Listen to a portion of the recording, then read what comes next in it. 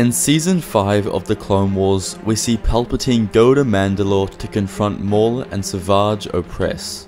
He kills Savage and takes Maul into custody, sort of destroying their entire empire by himself. But what if Maul and Savage Opress kill Palpatine on Mandalore?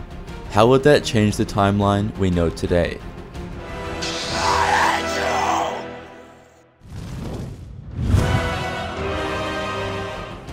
Our story begins with Darth Sidious exiting his ship and marching towards the Dathomir brothers. As he enters the room, he ignites his two lightsabers, prepared to fight them to the death. As the brothers follow and ignite their crimson blades, a duel begins. Flashes of red illuminate the room on Mandalore as shouts of battle cries echo throughout the city. The brothers were winning. Unforeseen to Palpatine, but he just wasn't as strong. He couldn't keep up with their hate-filled fighting style, and Maul was able to pierce Palpatine through the chest, killing him once and for all.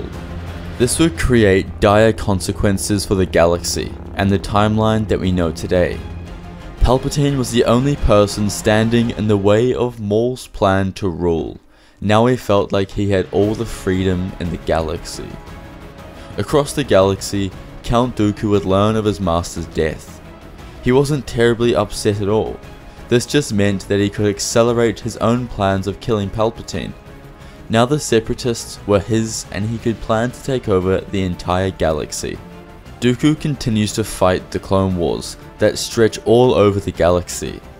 He increased droid productions and made sure he could win as many fights as possible. He didn't just sit around and hope for victory, but went to the battlefield himself so that he could assure victory over the Republic clone troopers. Maul and Savage leave Mandalore with the intention of hunting down Count Dooku. Once they kill him, they will be able to take control of the Separatist army and continue the large-scale war between them and the Republic. They tracked him for weeks. He was a very hard man to find. But after a while, they were able to find his ship. They boarded in disguise. It was risky, but they knew they possessed the power and strength to kill him. As long as they avoided the droids and took him out, everything would be theirs. Walking from corridor to corridor and finally locating the Sith Lord. Revealing themselves, they ignited their lightsabers. Dooku was very surprised to see them. For weeks now, he had had multiple attempts made on his life, because he was the last man in charge of the Separatists. If you kill him, you take everything. But this would be a fight more difficult than any other in his life. Dooku ignited his lightsaber and attacked. He was a very powerful duelist, utilizing in the Form 2 fighting style, otherwise known as Makashi. Makashi was heavily reliant on hand-to-hand combat, something that benefited him immensely during this conflict. Their blades clashed and Dooku changed from blocking Savage and then Maul. Savage used a large double-bladed lightsaber, whereas Maul opted for a single red blade, as well as his darksaber which he won from Pre-Vizsla in combat. They continued to fight. The sides of the corridor they were in had saber slashes all the way through it. The brute strength of Savage became more than Dooku could handle, similar to many other prey Savage hunted. He was able to wound Dooku by slashing him in the arm before Maul came from behind and swung the blade for his throat. Maul decapitated Dooku as his charred head hit the floor. Count Dooku was dead. This was only another step in their grand plan to take over the galaxy. Maul and Savage took control of the droid army. Suddenly, the tides were changing in the war. They began increasing the development of droids. Maul and Savage met with General Grievous to discuss the terms of the Separatists. Grievous agreed to stay with them and help however he could. To be honest, he didn't really have a choice. If he didn't join them, then he would be killed like Palpatine and Count Dooku were. And besides, Grievous was never one to crave ultimate power. He didn't mind staying someone's apprentice, or a toy for that matter. He would always have authority over almost anyone in the Empire, and that was enough for him. On Coruscant, word of Palpatine's death spread fast. They had to be quick in deciding his replacement so that they could continue to fight the war that was still raging on. Padme Amidala would be elected as Supreme Chancellor of the Republic. She was a smart politician, although lacked any battle knowledge and strategy. At first, she tried using diplomacy and debating to stop the fighting, but it wouldn't work. In fact, it just lowered her approval rate and made the war grow even larger when she didn't prioritize troops and supplies. Her husband Anakin would help her run everything behind the scenes, as he knew how to fight a war. He tried being deployed as little as possible so that he could be there for his wife, although the Jedi Council still sent him out on countless missions. Maul and Savage Opress had to come up with a strategy to win the war. They weren't dumb, they knew this pointless fighting on random worlds amounted to nothing. They needed a strict plan and goal in place to work towards. As they sat and brainstormed ideas, they came to the conclusion that the threat of the Republic came from the clones. There were hundreds of millions of them spread throughout the galaxy. If they could figure out a way to get rid of them, then the droid army would steamroll the Republic. Clones were bred on Kamino. They both knew this.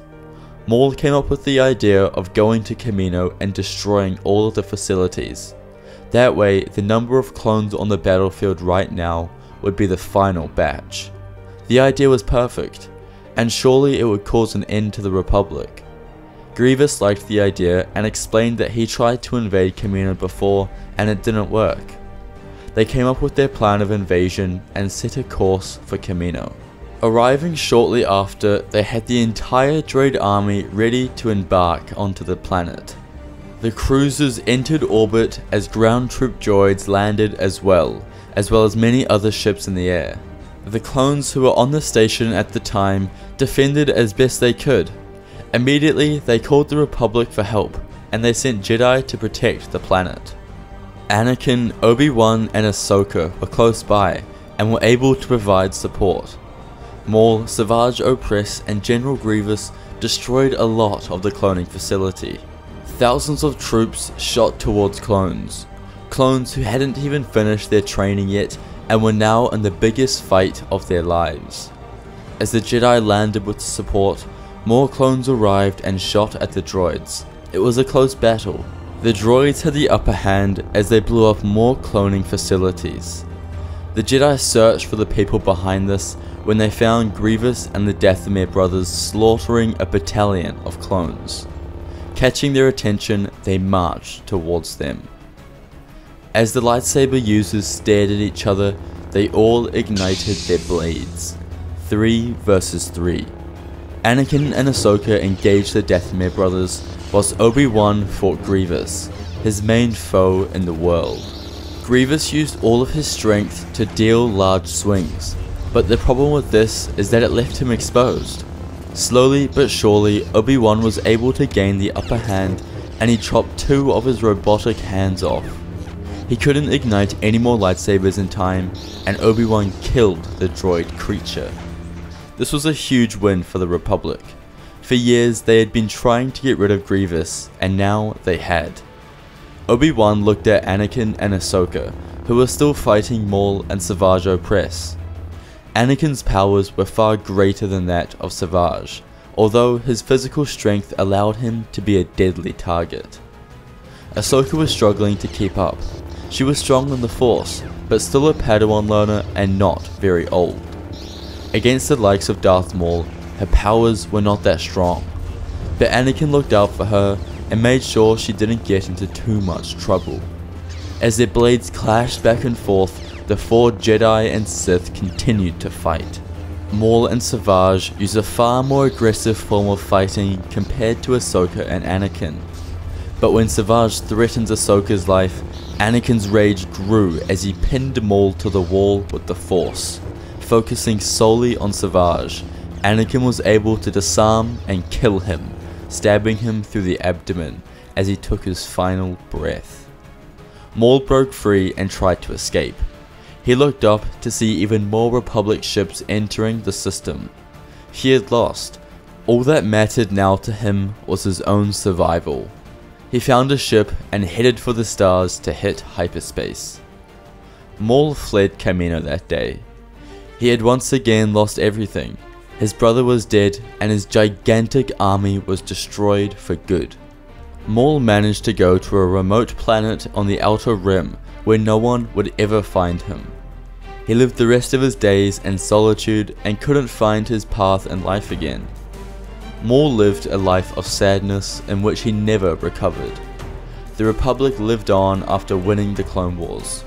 A new era of peace had begun and the Jedi continued to protect the galaxy. Padme would serve 2 more terms as senator, becoming one of the most well-liked politicians of her time. Although she would never be allowed to serve more than 2 terms after the truth of Palpatine came out to the Republic. The Jedi continue to prosper in the Republic and create incredible students for everyone to see. The galaxy was saved. Thank you guys so much for watching today's video. If you enjoyed, be sure to like and comment below as it really helps the channel. I thought Maul and Savage targeting Kamino was an interesting and realistic course of action. They knew they couldn't win by fighting how they already were. The Clone Wars had been ravaging on for years, with no side making real progress. Besides, it was never really Palpatine's plan to try and beat the Republic with the droids. He needed Anakin. He was always his prized possession, so he never went full out. If Maul utilized the droids to attack Kamino and wiped out clone production, then they would surely win. It just didn't turn out in his favor this time, but maybe if he did it again, well, you never know. Let me know your thoughts in the comments below. If you would like to support the channel, please consider becoming a member. It's 99 cents a month and you get access to a bunch of awesome emojis.